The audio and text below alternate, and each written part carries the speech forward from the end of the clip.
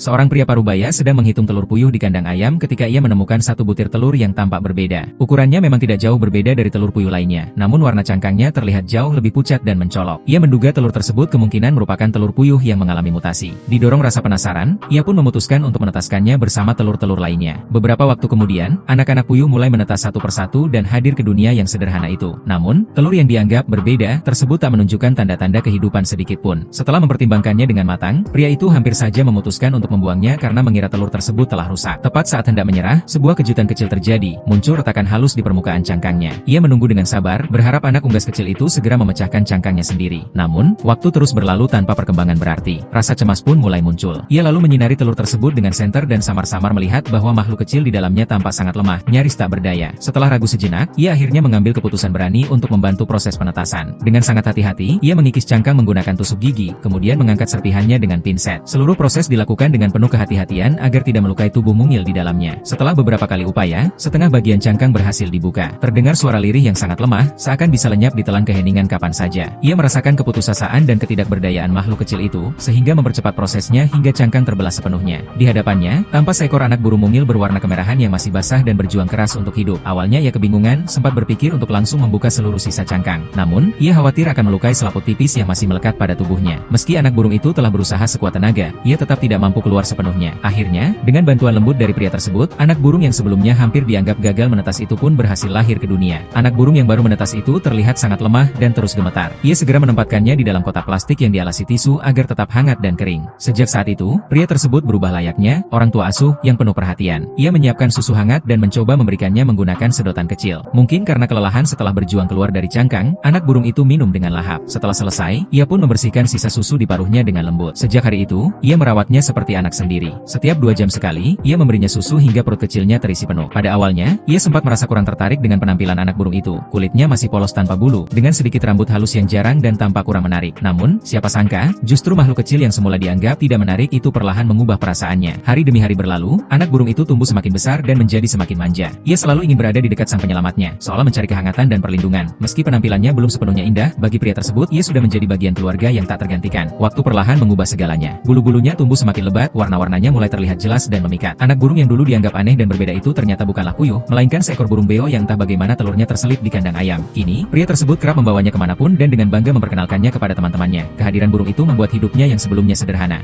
dan monoton menjadi jauh lebih berwarna dan penuh keceriaan. Ia sering mengajaknya bermain dan berbicara dengannya. Kisah ini membuktikan bahwa keajaiban tidak selalu hadir dalam bentuk yang langsung memukau. Terkadang, keajaiban tumbuh perlahan, melalui ketulusan, kesabaran, dan keberanian untuk menjaga sesuatu yang hampir saja dianggap tidak berharga, hingga akhirnya mengepakkan sayapnya dengan keindahan.